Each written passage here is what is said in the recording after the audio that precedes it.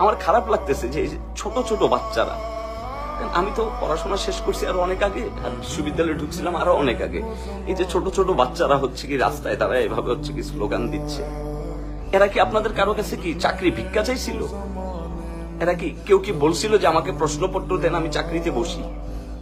এখন আপনি এইটা বলতে পারেন যে কি যে যেসব ছেলে মেয়েরা হচ্ছে রাস্তায় আন্দোলন করছে এরা প্রত্যেকেই কি সরকারি চাকরি পাবে? কিন্তু না, হ্যাঁ এরা পাবে না।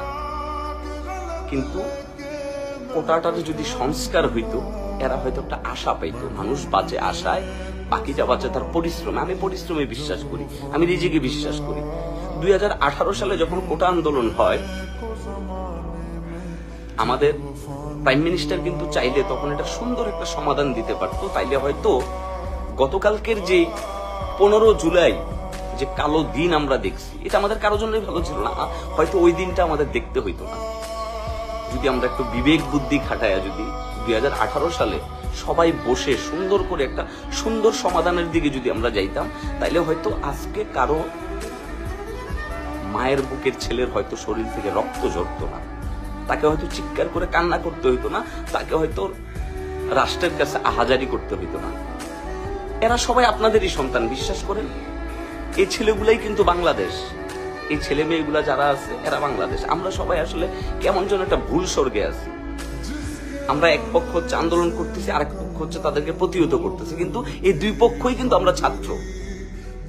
আমরা কিন্তু ছাত্রের বাইরে না। তাহলে আমরা যারা ছাত্র, আমরা একজন ছাত্র হয়ে যখন আরেকজন ছাত্রের বিপক্ষে লড়তেছি, কিংবা একজন ছাত্র হয়ে যখন আরেকজন ছাত্রের বিপক্ষে স্লোগান দিচ্ছি, আমরা তো কখনো এই বাংলাদেশ চাই নাই। আমি গরিব ঘরের সন্তান, আমি খুব কষ্ট করে মানুষ হয়েছি।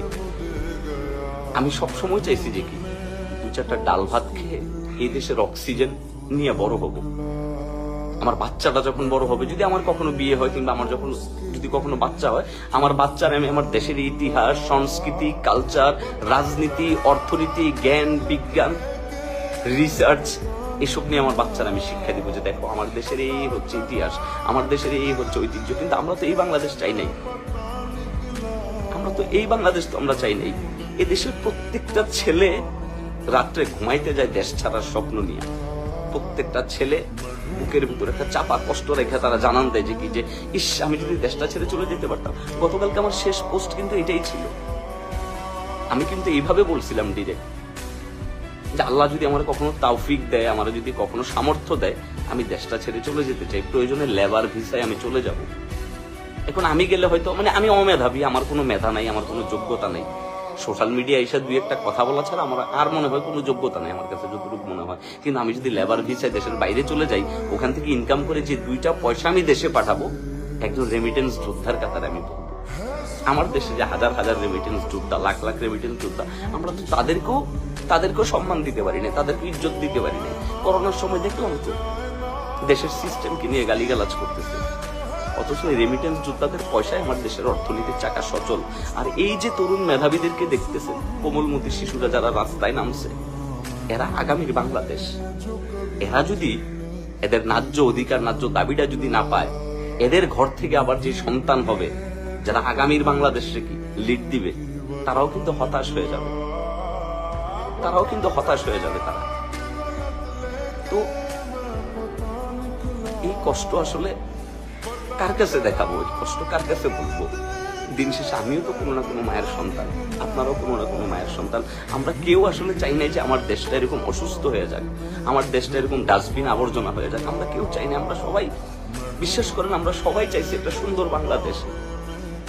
আমরা চাই নাই যে কেউ কি পত্রিকার পাতায় আমার দেশকে নিয়ে দুর্নাম করবে। আমরা চাই নাই যে ইন্টারন্যাশনাল মিডিয়াগুলো যখন আমার দেশকে নিয়ে কভার করবে, আমরা চাই নাই যে কেউ আমাদের দেশকে নিয়ে নেগেটিভ কথাবার্তা বলবে। কিন্তু দেখো, আমরা যে জায়গায় শিক্ষা, দীক্ষা, জ্ঞানে, বিজ্ঞানে, মননে, সংস্কৃতিতে আমাদের আগায় যাওয়ার কথা ছিল, সে জায়গায় আমরা আগায় যাচ্ছি দুর্নীতিতে, চুরি, বাটপাটি।